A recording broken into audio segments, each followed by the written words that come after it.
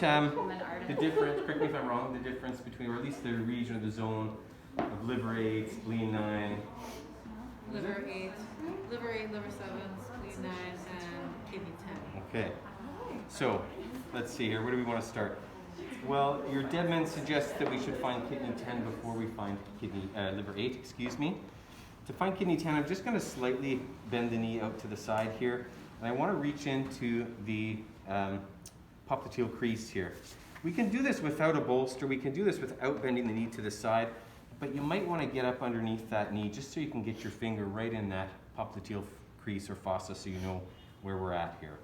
Once you've, with your full finger inside the medial side of the knee in that crease, you should be able to press upwards towards the kneecap in order to really palpate those two tendons here, so the semitendinosus and the semimembranosus. And if you can't, try pressing a little bit more and maybe giving your finger a little wiggle from side to side. You're sort of almost strumming those like guitar strings. With your finger in the crease, in between those two tendons, we can landmark here kidney 10. Okay, that's kidney 10. Inside the popliteal crease, in between the semitendinosus and semimembranosus, the two tendons you can't really see, but they're right there. Okay? Now that we've found kidney 10, we should be able to landmark or do a pretty decent job of finding liver 8. Your Deadman says that liver 8 should be 1 sun anterior to kidney 10. This is a problem with the knee bent because this direction is anterior and this direction is anterior. So how do we know which way to go? Well, although liver 8 is sort of hotly contested as to where it actually is, what I'm going to teach you is that we want to find liver 8 level with the tibiofemoral joint line, which is also the inferior border of the patella, and the popliteal crease at the rear. So if we want to come, sorry Ryan, if we want to come from kidney 10 towards the inferior border of the patella, that's the direction that we want to move towards, is right about there. And liver 8 should be on the most medial aspect of the knee. Remember, in this area we have the kidney channel posteriorly. The spleen channel is going to come up here to the vastus medialis eventually for spleen 10. So we should have the liver channel in between the kidney and the spleen in this area. Of course, that's different down here. Down here we'd find kidney, spleen, and liver in that order, right? This is that test question that you're going to get, hint, hint, right?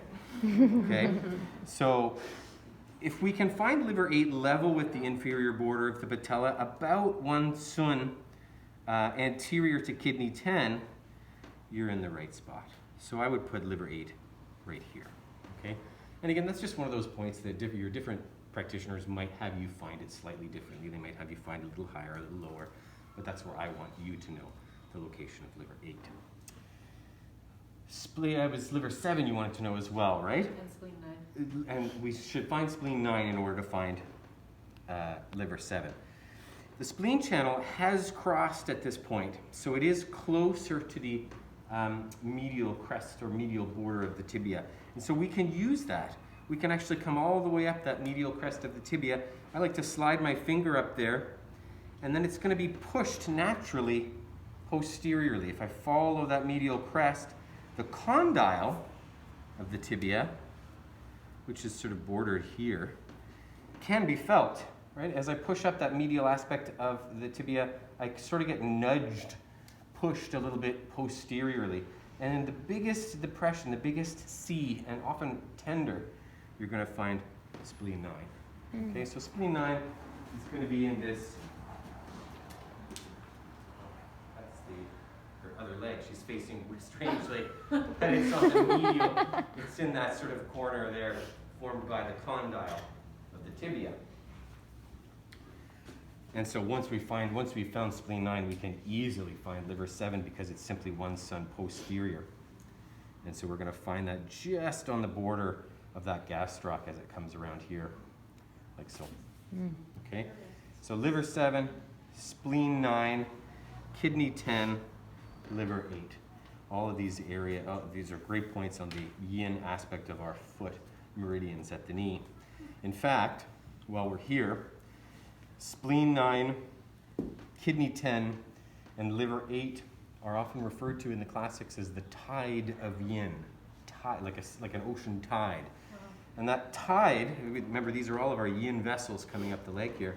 So it's like a tide. It's like a swelling of water that comes up at the knee, and then it's said to swell or flow into spleen 10, our sea of blood. We're going to straighten the leg a little bit. And if we get our patient to press into the table, press their leg down, we can see the vastus medialis, and we want to find this 2 cun above the patella. The patella itself is 2 cun high, so we can find this distance or this height and translate it upwards very easily. And then find the point on the bulge, on the most prominent aspect of the vastus medialis, 2 cun above the superior border of the patella. Thanks. So it's like this ocean of yin that's coming up and finally flowing into spleen 10 from liver, spleen, and kidney. That, eh? Super cool. Stop that.